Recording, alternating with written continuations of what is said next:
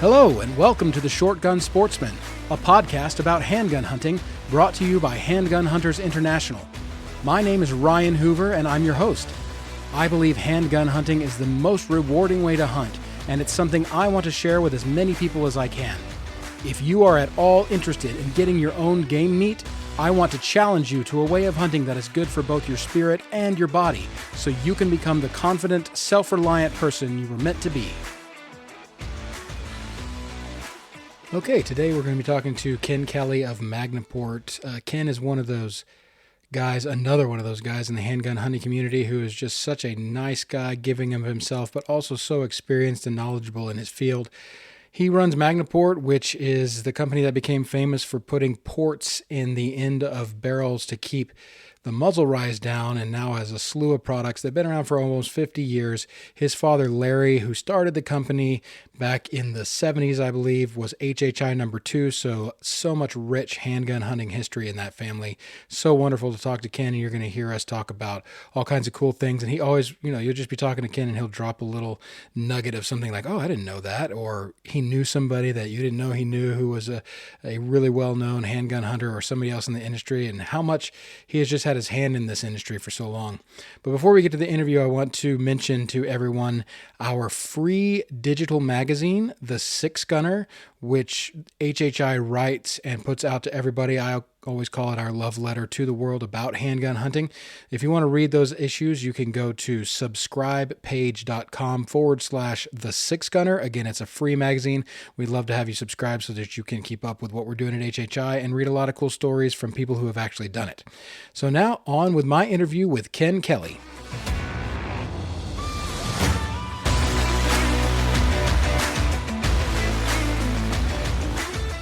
Ken Kelly, thank you so much for agreeing to do this interview with me today. I really appreciate it.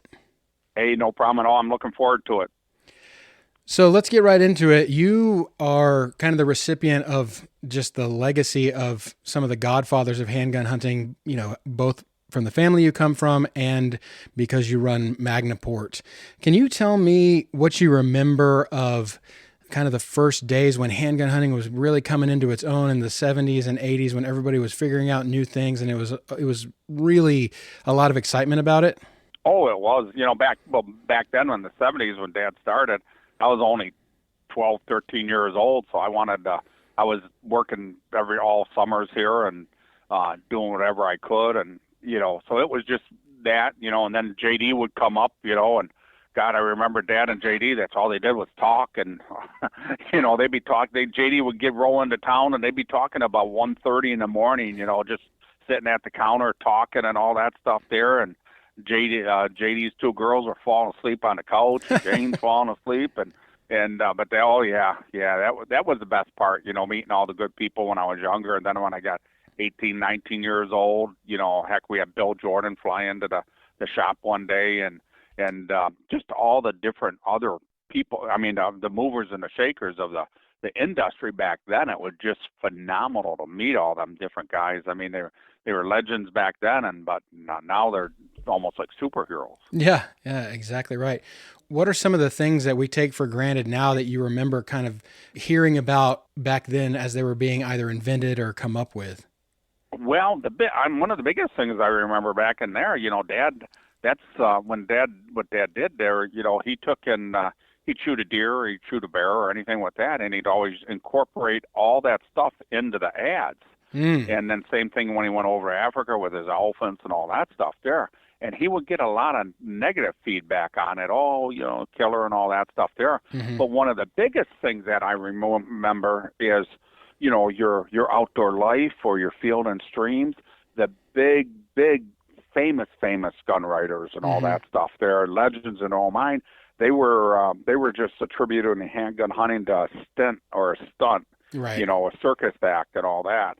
And Dad would call them all out on that, and he took and that was another battle there. You had other than the non-believers and all that stuff, then you had the actual firearms industry wasn't supporting it. Now you got so much support, and it's just it's and there's so many handgun hunters, and it's just a back then it was a smaller group of guys, and now I can contribute to an army of handgun hunters there. Wow, it's interesting to hear you say that. One of the things, I've talked about in the past is kind of like the ebb and flow of handgun hunting as far as popularity is concerned. And I kind of feel, please correct me if I'm wrong because you have way more experience in this area. I kind of feel like, in the 90s and early 2000s was when the last big industry push of guns, that's the XP100 was discontinued in the late 90s. And I think the X frames came out in the early 2000s. And, the Encore and Thompson Center going through all their shifts and whatnot. But then it really just kind of became more about the tactical side of things. And I think it's only now that we're starting to see an upswing in that. Would you say that that's kind of fair of what's happened? Yeah. It's just a shame what happened at Thompson Center. Oh, yeah. I mean, I'm a Thompson Center collector, and it's just so sad. And because I remember, heck, all the time, there used to be, back in the 90s and 2000, you had the White Oaks Plantation, which was an industry hunt. Then you had the Safari Club handgun hunt over at the YO Ranch and all, and for 10, 15 years. And oh my God, they were just, everybody would get together and they'd have all the big handgun hunters in there, but then there'd be just regular guys, and it was just so much fun. And then, but the good thing about it now is that handgun hunting competition, Chris Rhodes, they got that competition now is so big, and just an awesome thing to keep the handgun hunting momentum going. Absolutely. It's a fantastic event, and it's run by a nonprofit organization now. So that's exactly. Really they cool. do a lot of support for the handicap and the veterans and all that. Yeah, absolutely. So, can you tell me, based on, all those years that you've been doing it, what are some of the kind of fads that you've seen come and go?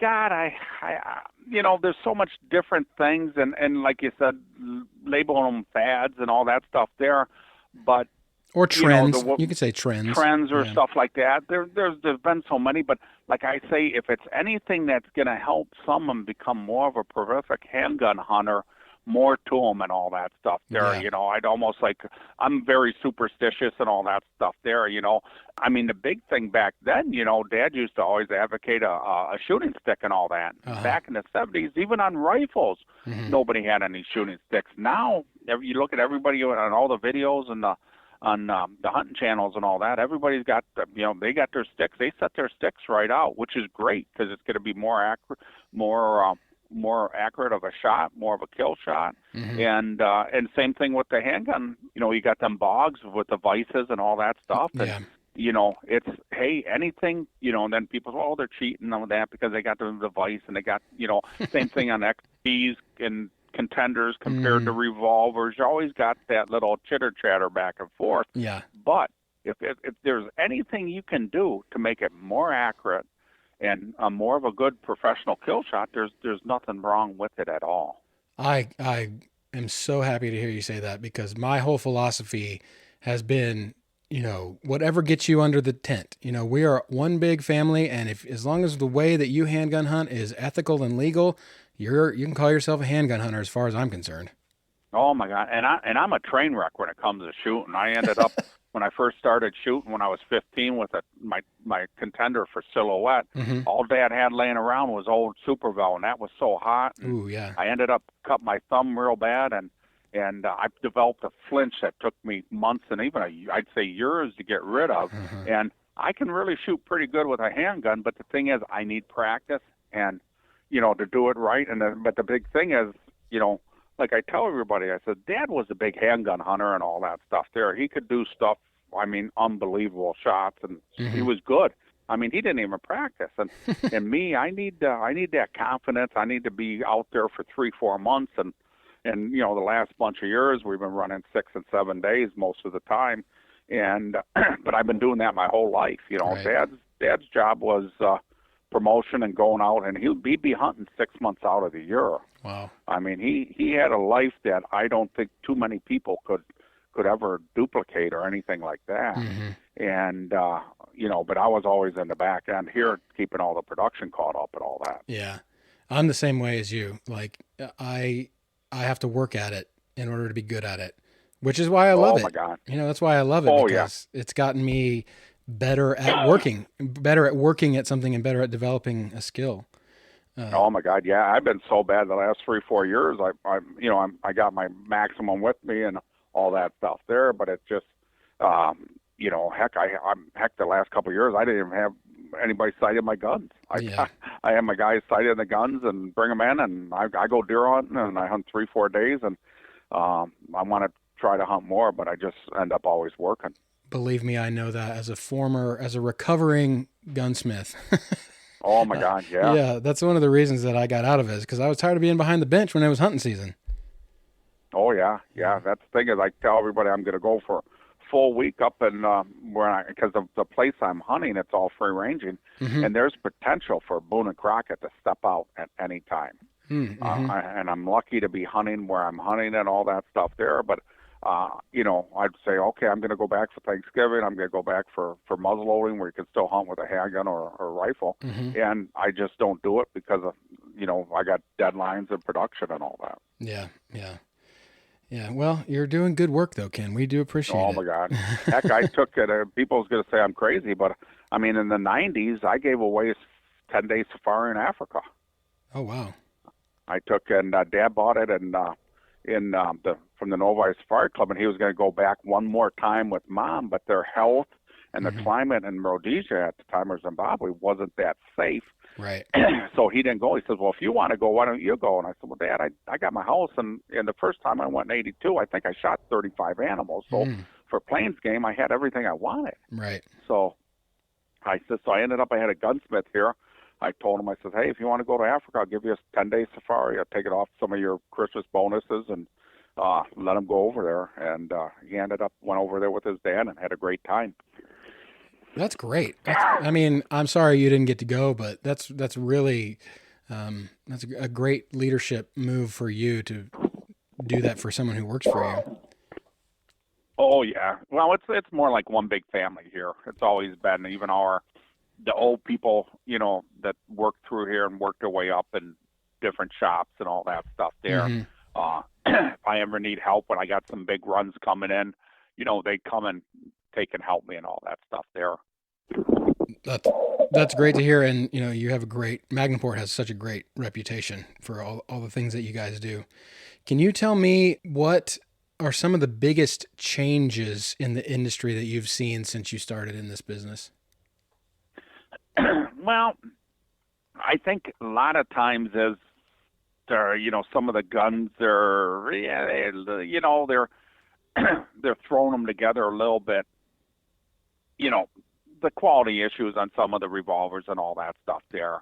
I mean, timing and all that stuff there, and Hmm. compared to what 20 years ago. I mean, but then again, on the other end, you got other companies that are like BFRs. I mean, the quality on them is they're second place Freedom Arms is what I call them. They're almost, Hmm. they're just, the quality levels is just phenomenal on them. Hmm. And then they got some newer ones coming up and all that stuff there.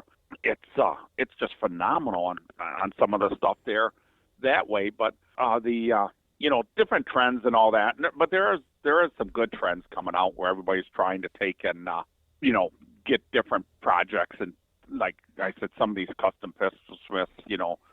Chris Rhodes was doing them Farfernugans and all that stuff there. I mean, just phenomenal Hmm. guns that he was turning out there. So I mean, it's there's so much other good stuff coming out still too. Some of the Pistol Smiths and some of the XP 100 stuff coming out and all that. I mean, just it's pretty good there. Yeah, we do have, even though Chris unfortunately retired, we do have a lot of good Smiths out there that are doing some creative things. Oh my God, uh, Brian at SSK. I Hmm. mean, holding up. Now that Dave Fricky has it and all that Hmm. stuff there, uh, just just phenomenal. The quality and the innovation, because they're bringing back the SSK 50, which is phenomenal. I mean, that thing is that's going to be so much of a kick to the TC brand Oh, I for the know. people, the barrel owners, and all that. And I'm really excited about that. They've had a couple hiccups and all that stuff there, but I got 150% confidence in SSK and Dave Ricky to get the job done, you know. So, and then down the road, I'm keeping my fingers crossed. I'm hoping for an encore format, but let's get the SSK 50 out and get the bugs worked out, and then that's going to be one of the biggest contributions to handgun hunting, Oh, for I sure. think, for like a 5-year deal. Absolutely. And, we're all waiting with bated breath for that. I know, having worked on the production side of things and machine shops and et cetera, I understand the challenges that they are having, especially since they introduced it and tried to produce it right in the middle of a global pandemic. Oh my God, Yeah. exactly. You Yeah. know, So yeah, uh, I'm with you. I believe it's coming. I don't think they're not gonna deliver, but we're definitely excited about that one and kind of holding our breath, waiting for it. oh yeah, yeah, it's gonna be good, and I'm excited about it and all that stuff there. So as far as your dad was HHI number 2, correct? Right. Yep. Yep. Can you tell me what the organization Handgun Hunters International was like back in the day, in the heyday?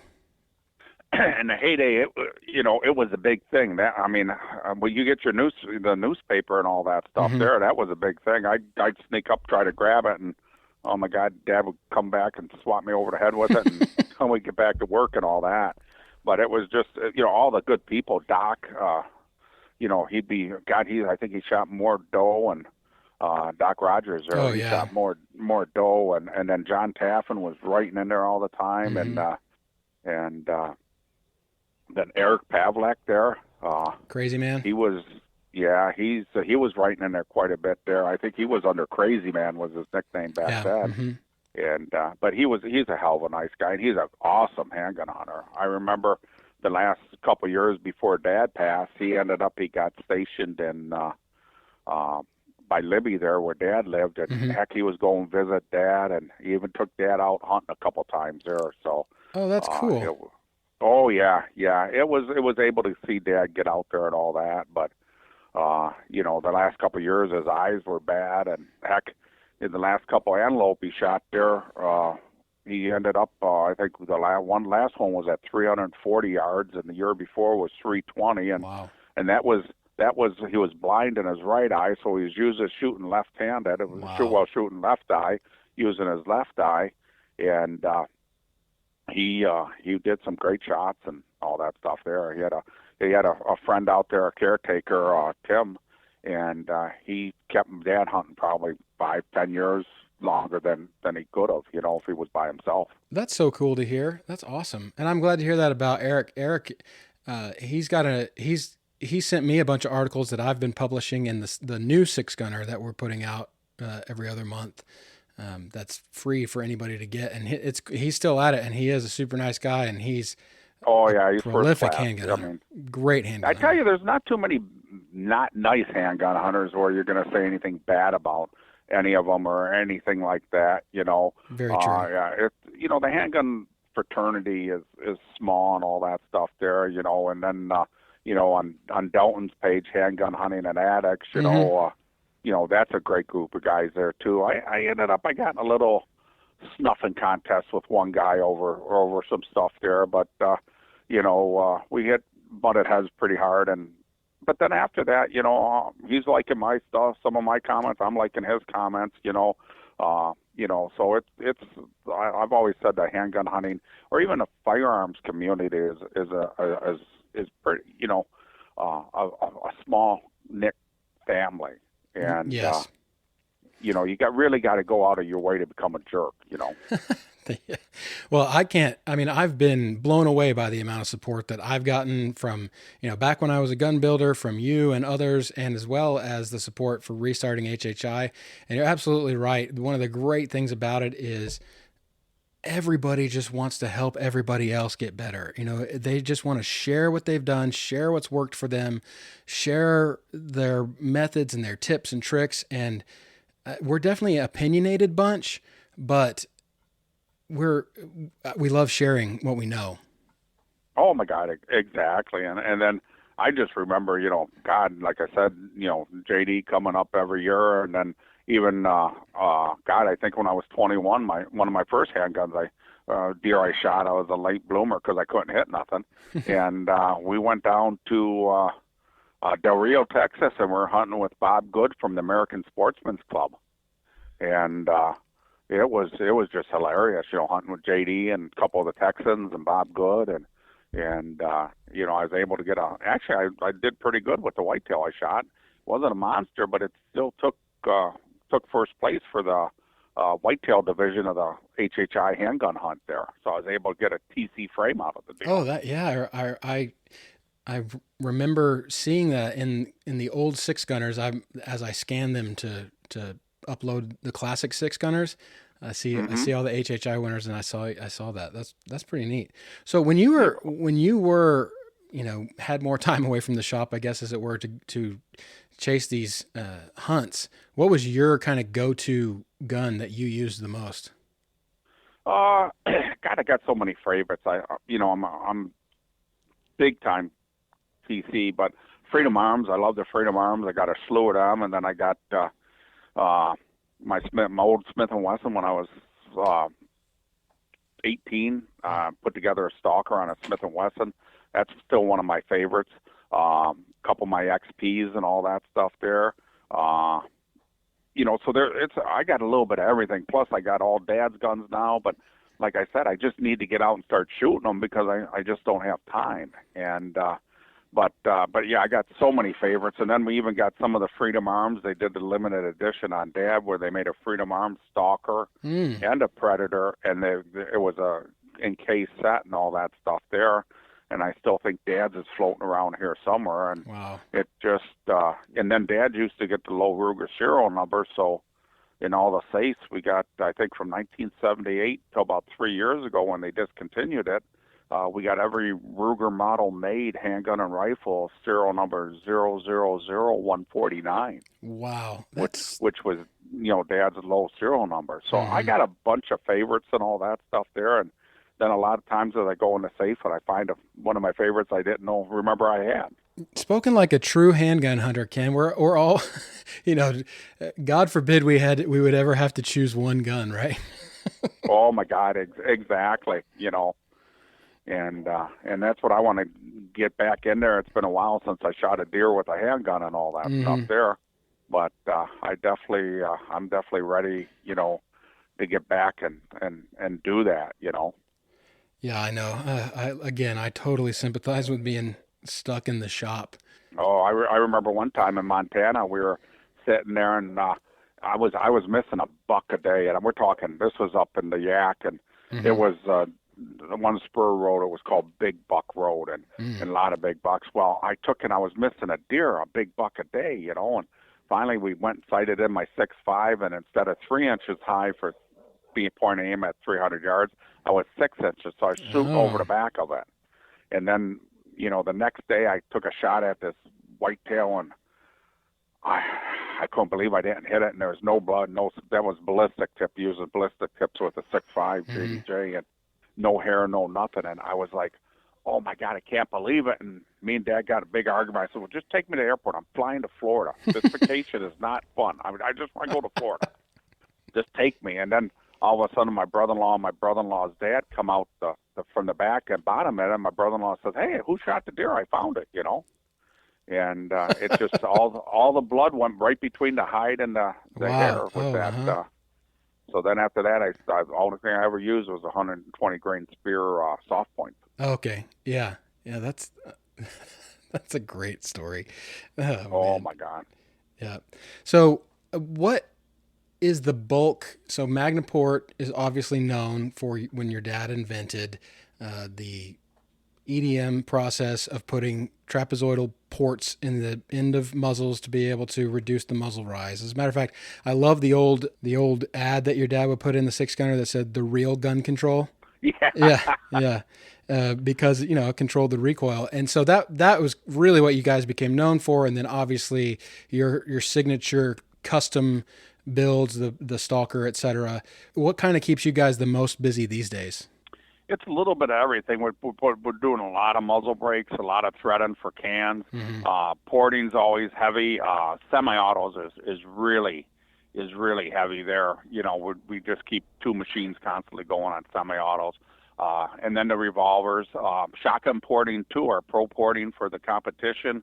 Also, got Carlson choke tubes every 6-8 months. They were dropping 200 to 500 shockwave barrels in for porting on the pro porting. So we got a wide variance of everything always coming in, and it's and then back in the heyday in the 80s, I got tied up with the Performance Center doing the slab sided Performance Center guns, and then that was right after I think that Clinton deal where they signed that they were a little bit of a low. So our rep and Paul Pluff was the manager at Smith at the time, and Chris Cloy was a vice president, and our rep got them all tied into making a bunch of offers to the distributors to drop ship Smith & Wessons for porting, and then we would forward them on to the distributors, bill the distributors, and then give them a special price. Smith & Wesson didn't have to put any SQU numbers or anything like that, so it worked out really good. So we were having, yellow freight coming in here every 2-3 times a week with 300-500 handguns, Wow. and we'd get them ported and ship them on. And then Dakota Anacondas, we probably did about 25,000 of them for Colt. And we ended up, they took in, one time when they did their shutdown, they sent us a pallet that was 4 foot by 4 foot by 3 foot tall, and there was 8,000 Anaconda barrels in there. Wow. Yeah, so that was, and we just would run, around the clock sometimes there, just to keep everything caught up and all that stuff there. And so it was, a lot of different things over the years. And then another big thing was there too, when Dad was the first person ever to do a white outline blade for a Ruger or a Colt. And we started EDM in them back in 73, 74, and we probably did 50,000 of them for Colt, because we actually made all the Colt white outline blades for Colt for, I think about 5 or 8 years. That's impressive. Can you tell me how long does it take to do a 2-port Magnaport job on a revolver? The burn time, well, the big thing is you got your setup, Right. 10, 15 minutes getting everything set up. And then the burn times, depending if it's a thicker barrel, 15, 20 minutes per side. And then if you got your airway 38, heck, it's a, 5-minute burn time there. Oh, right. Smith one time for Banger's distributor, they sent us 2,500 442s and 2,500 642s. Just the barrels, and them are just 2-inch barrels. We had them piles of them laid all over the shop there running them. Oh my gosh. But I mean, like even if you're running super fast, that is a lot of time.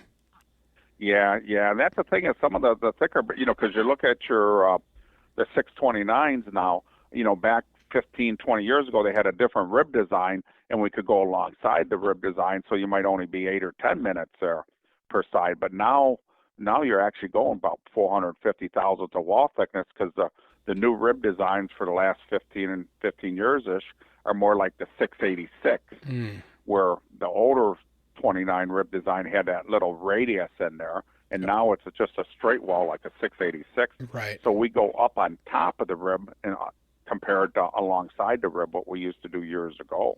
Yeah, that's fascinating to me.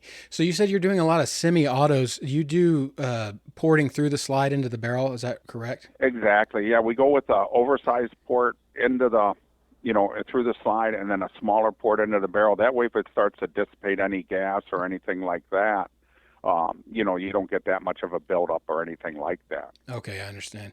I'm piquing you've piqued my curiosity as a former machinist and manufacturing guy about, the processes, because I think, spark erosion is just a fascinating technology. And I love the story of your dad. I love the story of inventors, and I love the story of how this thing came to be. So when you do the semi-autos, do you do the slide and the barrel separately? Yep. You do you do the big port and the slide on both sides. Then, I have a set of, like for 1911s, compared if it's not a Glock, you got to have that barrel locked up in battery. So I got a set of rails for 1911. So we'll put in like a 1911 on the rails with a spring assembly. Everything's locked up in battery. Hmm. And then when I do my barrel ports, I do them through my slide. I take my locations off of my slide port. Oh, okay. Yeah, that makes a lot of sense. Wow, that's just Yeah. fantastic. But Now, go ahead. back in like '79ish, when we first developed, started playing around with semi-auto porting, we used to just do 1911 with a solid bushing, going through the bushing, the slide, and the barrel all with the same size port. Mm. And and I shoot them 230 grain cast with unique powder, so just to see how long I would go before I crud it up and had a short stroke or anything like Hmm. that. And by that time, the chamber end was so cruded up with all that stuff there. And then after that, we just decided to stay behind the bushings, uh, and to go with a bigger port, and that's Hmm. been working out really good. Yeah. So I feel like I should take a second to explain that what the idea behind it is that these ports direct the gases out and at an angle from the front of the gun in order to keep the muzzle from rising as high when you shoot. Right, exactly. Yeah, the porting will hold the muzzle down, and Hmm. So what I've heard you say to me before, and correct me if I'm wrong, is that the porting is for controllability of the muzzle rise, and your brakes are more for overall control of recoil. Is that true? exactly. Yeah, the brakes, will, like the muzzle brakes, will dissipate so much recoil. Same thing like on the comp guns on your semi-autos and all that stuff, Hmm. where you're trapping the gas and all that stuff. It's gonna be a little bit more effective than the porting, but then for a carry gun, you got that big comp hanging over end, so it's really impractical. Right. But for competition shooting, it takes and gets a little bit better on the edge. But then, and I remember another years ago, Jerry Barnhart, he was leaving to go to a shoot there, and he had a 38 Super, and he brought it in there, and it had a comp on it and all that stuff. He said, I want you to burn me 2 round holes directly on the top, EDM through the slide in the barrel, and he said, I'm leaving in 3 hours. I'm on my way to the airport, so I got it all done for him, and he left and he went to some big massive shoot, and he come back the next week. I called him up. I said, well, curiosity has killed me. How did you do? Hmm. He said, I took first place. He says, unbelievable what that did. He said, so even along with a comp, the porting still helped it quite a bit. Interesting. And I'll tell you this. This is just a story from my personal life. I bought an older 80s Red Hawk a few years ago, and I didn't know when I bought it, but when it showed up, it had 2-port Magnaport done to it. Mm-hmm. And I also have a 629 with the factory barrel that has the little cutout in front of the front sight for as a muzzled brake, I guess you would say, or a compensator. Oh, the Smith Power Port from Yes, Smith& thank you. Wesson. That's that. Yeah, the name was, I couldn't remember that. I love shooting that Red Hawk. That the Magnaport for me, I don't know, it could just be, the way that I shoot and me, but it makes it so much more pleasant to shoot, and I actually prefer it over the 629 as far as recoil is concerned with the Magnaport port. So I'm a big proponent.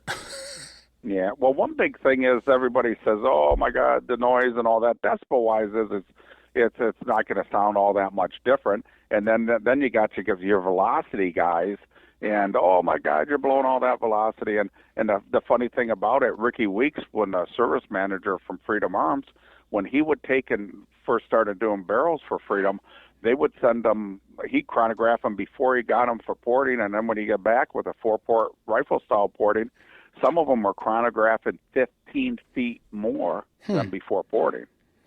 And it's mostly because, like Dad says, the plus or minus 0.5% for inconsistency in the bullet weight, the temperature, the powder and the primers and all that stuff there. Right. And so you tell everybody that, and they say, oh, it can't be there. But you just sometimes you don't want to. It's not worth just getting in a discussion. But yeah, that was. He was doing that, and then somebody else was doing a bunch of chronographing too, and found out the same thing. Yeah, I think that's probably a big difference between people who like to chase numbers and people who like to chase actual experience in the field. You know what I mean? Oh my God, it's the same way. That's like on rifles with the Magna brake, on your 26-inch barrels. About 60%, leave them at 26, and the other 30% will cut them down an inch and a half, 2 inches or whatever to keep the brake same overall length.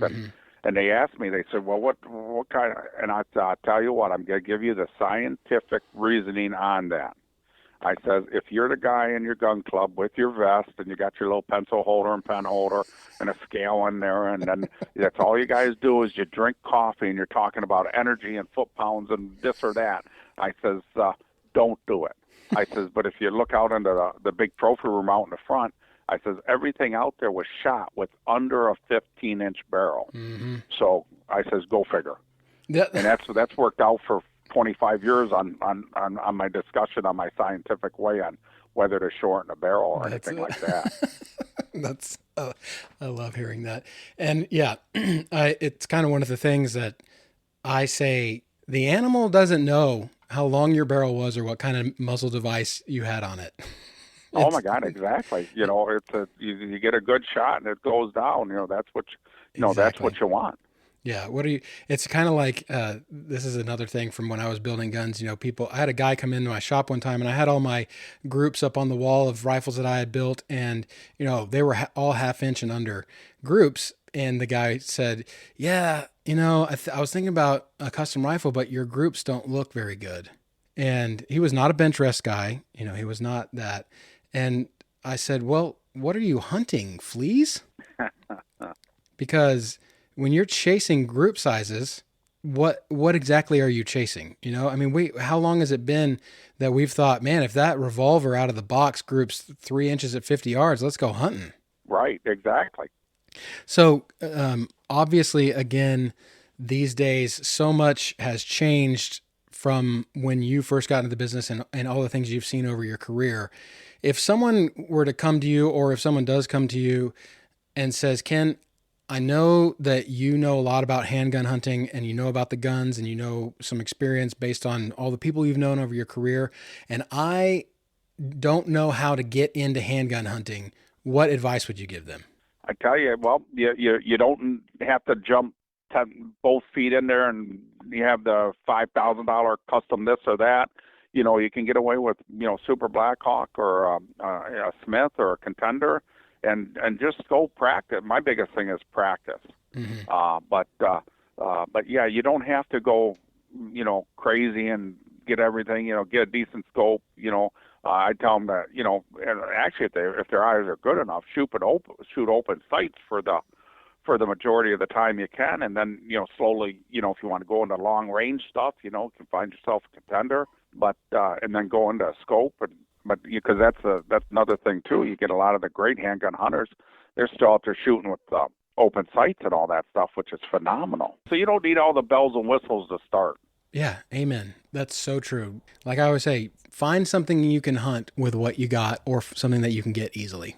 Yep, and like Dad used to tell them, first, if you're just getting started, get yourself a decent trigger, and then, check your crown, inverted crown, porting, the first three things that's what Dad always told them to do, and then, down the road, if they wanted to get into all the exotic stuff, then you can do that. Exactly right. Dip your toe in and then move forward with the crazier stuff. Oh my God, for sure. Yeah. So, what's the future of Magnaport? Are you guys just so covered up with work with porting and stuff? You're going to continue to be the household name as far as that's concerned? Yeah, I love to do the custom stuff but right now, like I said, just trying to get some couple other good gunsmiths in here, and keeping the because the big thing is on the porting. We're running porting, week and a half on muzzle brakes and all that stuff there. Okay. Because that's the bread and the butter here is the porting, the gunsmithing and all that stuff there. I got some guns in here longer than I should have them, and but I haven't been quoting any delivery probably in about 4 years. So I've been pushing back any trigger work now. But the girls, my nickname here at the shop is a jellyfish because I never say no. But a lot of times as people want to get it ported, get a crown put on it, maybe drill and polish, some site work, EDM a pocket, mill off the blade. Mm-hmm. I tell them I use them as filler jobs, might only be 6-8 weeks, something like that. Gotcha. But, I always try to accommodate everybody, but the bigger conversions, and then the big thing is like the Super Blackhawks, to put a sight on right, cut and crown it and silver solder the base, and then you got to clean up the base, and they're so labor intense. That's why I say, thank God for Furman Garza. I mean, right. he's making his sights, and a lot of my conversions now I switched over where I'm just using Fermi sights. I tell everybody, I says, to solder and all that stuff, I'll do it, but it's just so labor intense. It absolutely is. I remember those jobs, and screw-on sights are such a blessing. Oh, and they're first class. You got that little forward slant durations and all that stuff there. Just he's doing it right. That's making a good sight blade like that. I'm glad to hear that.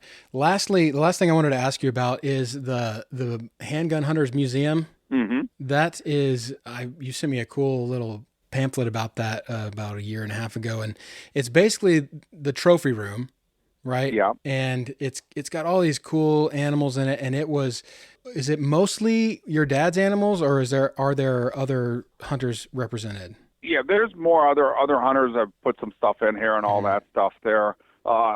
And then we used to have some of Ted Nugent's stuff there till he built his big house there. But we got some of JD's stuff here and a couple things there. And then, dads and other handgun hunters donated stuff. But the majority of it is dad's. And then since my mom passed, we had to sell the big house and then move the rest of it here and filtered a bunch to my sister's houses with tall ceilings. And he had some awesome kudu. He had a couple 62 or 64 inch kudus. I mean, just phenomenal. And then the day my mom passed on a Monday, and we buried her on a Friday. Saturday morning, about 5:30 in the morning, we had 2 motions trip at their house on the lake, and so me and my sister get over it. Everything's police was already there, everything's secure and all that. But the next day, about 9 o'clock in the morning, I had one of my other gunsmiths meet me there, and we loaded 3 sets of ivory from the lower family room just to get it out of the house and put it in the office here. Yeah, and, imagine. Oh my God, yeah. But yeah, we get a lot of people still come in. A lot of different tours, Boy Scouts, and some senior citizens. We had one gentleman that used to drive the senior citizen bus from St. Clair down to doctor's appointments, and every couple of weeks he was pulling in the driveway, and when they had enough time, he'd bring all the seniors in there, wheel them in on wheelchairs, and see all that stuff, because it's just phenomenal, to see that many type of animals. And all that. That's amazing. So if people are in the area, they can stop by Magnaport and get a chance to see this? Yeah, it's always, and that's what Dad, and heck, when Dad was alive, we'd have, because we take a lot of porting on appointment and all that stuff there to call us up at appointment. Well, when Dad would come in here, he'd be hanging out in his office. All of a sudden, he'd walk out there and he'd see him, and he says, "Hey, what are you guys doing?" And he says, "You guys have breakfast or lunch yet?" And they said, "Well, no, we're just waiting on our guns." He said, "Come on, jump in my caddy, let's go," And they'd go out for lunch, and he would, talk hunting with them. Next thing you know, they're in the office with coffee sitting on the couch there, and they'd be just talking. And Dad just loved to tell his hunting stories and all that stuff there. One thing about Dad, and the biggest compliment I get from a lot of people, hunters, everything is there, he was, he never forgot where he came from, and he was always, always happy to talk to people, meet people, and just was always so friendly, And that's one of the best things. Anybody ever wants to say anything about my dad, that was it. He was always just the nicest guy in the world. Well, I think that trait is genetic, Ken, because that has been my experience of you for sure. Yeah, you're just always helpful, always friendly, always love to chat. It's just such a cool thing that you got going on. Yeah, well, I used to have JD call me all the time. He'd keep me in line too. So you're looking for gunsmiths. Anybody in the Michigan area that hears this, go talk to Ken if you're both a gunsmith and a good gunsmith. And, mostly just pistol, because we don't even do any general stuff. We just all so specialized and all that stuff there. And so even a good machinist. Exactly. Yeah. Well, I'm a huge proponent of the trades, so if anybody hears this that could give Ken a hand, you're good at it, give him a call. Ken, people can find you at magnaport.com. You do fantastic work. Thank you so much for doing this interview with me today. I know it's going to be very valuable to our listeners, and I look forward to talking to you again in the future. Hey, no problem at all. You have a fantastic day. You too, sir.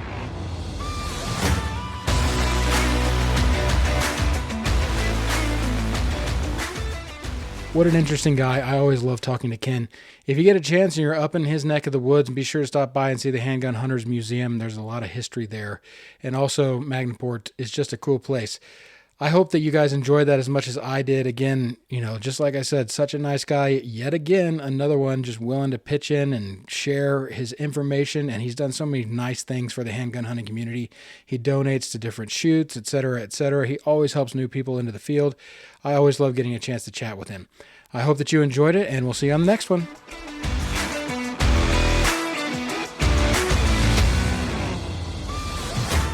This podcast is produced by Handgun Hunters International. HHI is the only organization dedicated solely to supporting and growing the sport of handgun hunting. Membership gets you access to our great, well-moderated forum where friendly handgun hunters of all experience levels share stories and information from folks that have actual experience in our sport. We also host giveaways to our members of guns, gear, and ammo every month, and each prize is worth several times what membership costs. In addition to this podcast, we publish a free digital magazine, The Six Gunner, which is written exclusively by HHI members. If you are a handgun hunter or support handgun hunting in any way, you need to be a member of HHI. Join today at handgunhuntersinternational.com. Again, if you have any questions on how to get started in handgun hunting, please reach out to me at ryan@handgunhuntersinternational.com. If you think we deserve it, please leave us a 5-star review, and don't forget to follow Handgun Hunters International on social media at Handgun Hunters INT. God bless and good hunting.